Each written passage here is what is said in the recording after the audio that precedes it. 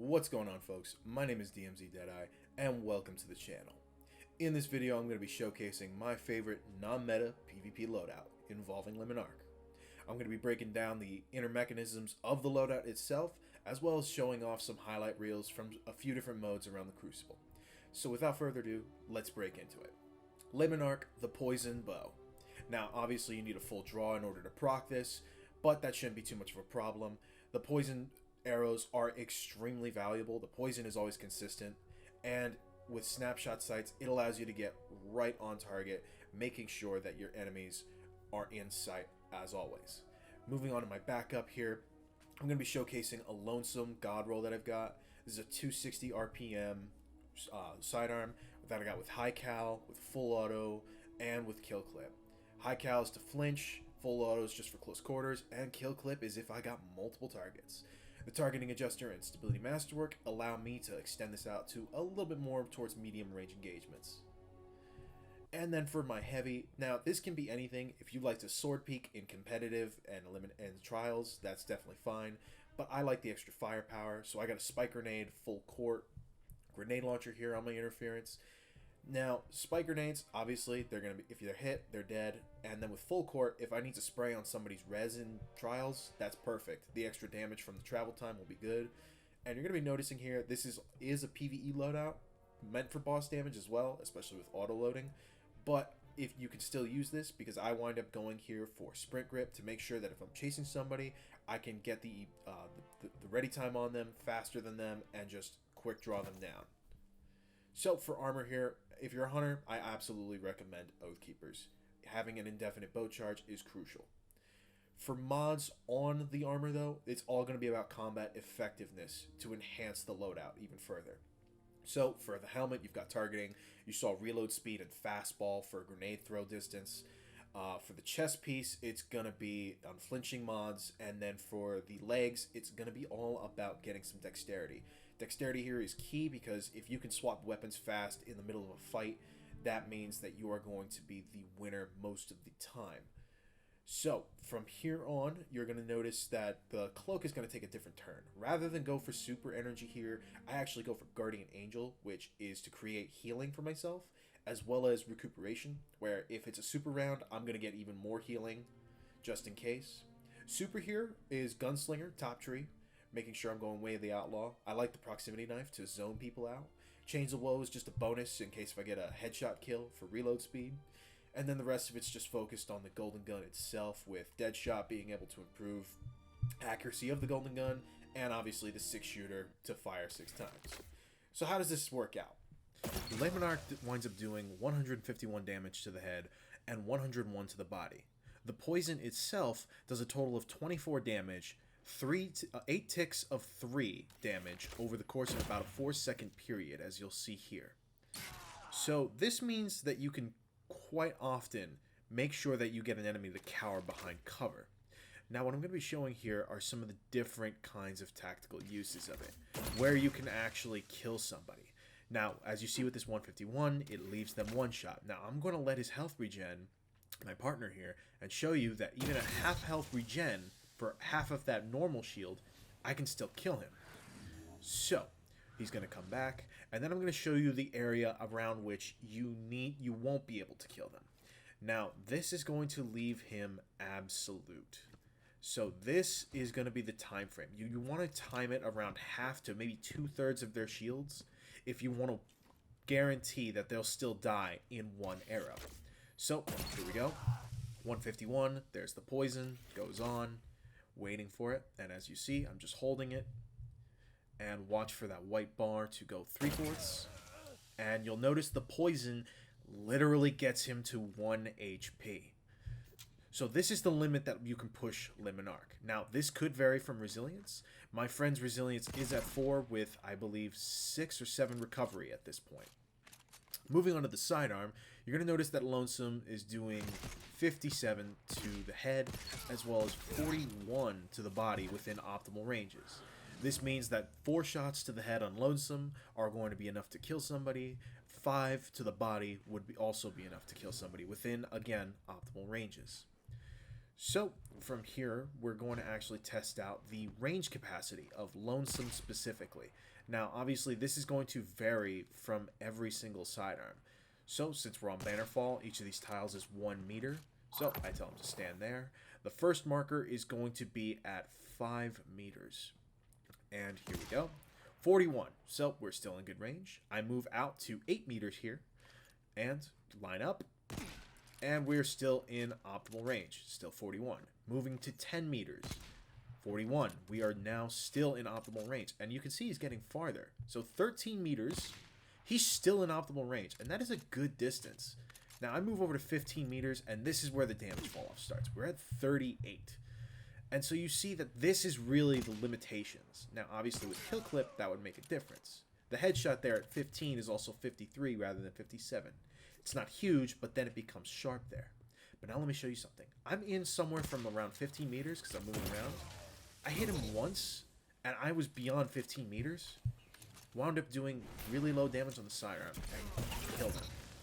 And this is just some tactical usage. Now I'm showing off what you can do to combine the kit with the bow itself. As you saw, the incendiary grenade bounced, did a perfect 100 damage, and then wound up hitting him in the head, guaranteed it. And this is where Guardian Angel comes in. So there's that cure orb on the ground by his body. He shoots me, and look at how fast this does. It feels like it's a rift that you're in, and it's just a mobile thing that happens on a random headshot kill. It's not always, but it helps. And one of the things that we're going to be testing here is actually the throwing knife. Now you'll see it does 19 impact damage with 109 base if it's right on him.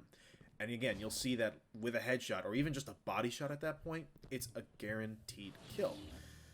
Next thing that he's going to be coming over to do is I'm going to show you the tactility. So, if you're using Gambler's Dodge, this is crucial because you can get these proximity knives often. So, you'll see what kind of damage he does even if he just runs into it. 106, and look at that. Body shot, he's dropped. Don't even need the poison to kill him, which is perfect. Swapping over to some gameplay here, we're going to be starting on Control. And you're going to notice this is the beginning of the game. I'm just going to head over to Capture C. And first kill is going to come while I'm actually trying to capture this. So, in casual gameplay, this works out pretty well. The chaos can be something that you can use to your advantage. So, see, this guy actually tries to grenade me. I just use the sidearm, takes care of it really fast. I move over down the flank, going along towards A. This is where we get into some contact. Hit the one, couldn't get the first one, but Buddy left him weak, finish him off. And that's what Le Monarque can be really used for, and this is perfect here. Like that grenade, how I showed you in the last clip. Perfect nade to just immediately set him up. And unfortunately here, I died to a Jotun, mistimed the push, but throwing knife managed to get him still. It's a good use of being able to trap people, and that's just kind of that usage. Because the throwing knife, the proximity knife, is just so small, you don't wind up noticing it versus, say, a trip mine grenade, which has a much more visible visual cue than, say, the proximity knife. And it does almost the same amount of damage, just a smaller cone, which is beautiful. And this is kind of the cool tactical usage. So, against a super, and in this case, it's going to be Nova Warp, it would take 3 arrows to the head to kill something like that. But again, if you can give yourself the distance, that means it can be extremely effective. So, like I said, again, in this kind of casual environment where you're in Control, Clash, you can use that kind of chaos. Even in Rumble, where there's just everybody shooting at each other, this loadout will excel because, like I said, you're just going to be able to take advantage of whatever's going on, no matter what. And even though I'm changing my loadout here, or actually, no, this is Infusion time. Managed to get a good piece. But look at that, 4.29 efficiency with 30 opponents defeated. Now this is a clip in competitive that we're swapping over to, and this is awesome. So, my team winds up getting wiped here. You'll see, out of lives on my death, teammate dies, and then my buddy in my fire team dies. Now this is, to note, not freelance. So, situation is a 1v5. Odds are not in my favor, but I take this slow. So you'll see. Boom, and one more. Now that wasn't even a full draw itself, but that was 3 charges, because you're going to notice on the sights that there's like different layers. Each of those layers is a different power level. Essentially 4 layers to a perfect draw within Le Monarque. The 4th is the perfect draw, and then other 3 are just minor draws. So, you'll see, there's a second pick, and these guys do something bad here, but which is that they don't push together. Rather, they try and face me one-on-one as though it's like some sort of cartoon villain sending henchmen. The other thing here is, this is actually back when I used a shotgun with Liminar. And in that case, this is where you can mod the loadout to however you want. Because if you're uncomfortable without some sort of special weapon, by all means, use a shotgun. Use whatever you want with this. You can use a hand cannon if you want to wrap things up quickly. But regardless here, this is the last guy. I've managed to kill everybody else. And look at that. I pinched him perfectly. He tried to go to capture point. I made him bait out his snipes.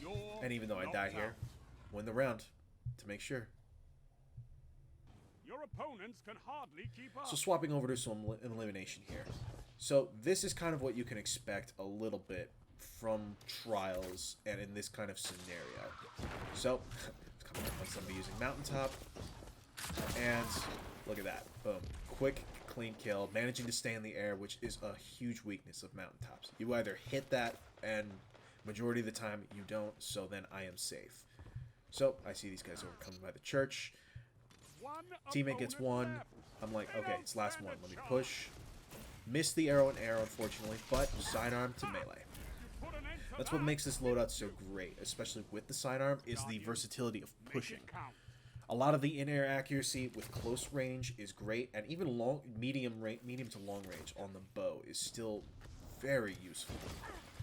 Again, staying in air, weakness of Mountaintop right there. Even though I missed the arrow, my teammates managed to clean that up while I'm in distraction. And so I'm just going to come up here, try to see what's going on, get up with my teammate here. He dies, but managed to see this guy on the rebound, help my teammate out, clean that kill. This guy comes around, I get the body shot arrow, and then just finish him off with the sidearm. Then we're going to be swapping over to Exodus Blue here. So, this is pretty cool. Wind up, jump shotting, hit the body shot. This guy retreats on the inside of this building here. I'm like, okay, yeah. He's going to think that I'm going to go that way, especially with my teammate pushing. I get behind him, he's focused too much, and back shot right there. I'm going to trust my teammate in this scenario because we have another guy in this corner. And we trade extreme amounts of damage. His Mountaintop doesn't kill me, but we're both left weak. I set up here again with that proximity knife. And I know that as long as I hold this, if he pushes me, he's done. And the proximity knife is the thing that kills him here. Moving on another round within here. This is pretty dope. This just really emphasizes the teamwork that you can have with this type of bow. So I hit him with the body, but my teammate does enough damage when he's still in his sight that the poison finishes him off. And then this is just good tactic here. I use the corner to make sure his shield bash doesn't hit me, so that it doesn't track me any longer. Get a grenade down, do a chunk of damage, I melee him, and he tries to pop his super, which is bad, and I get the win. And that's it, guys. So, hope you enjoyed this video, and I will definitely be publishing more off-meta stuff. Thank you so much for watching, and as always, have a great one, guys.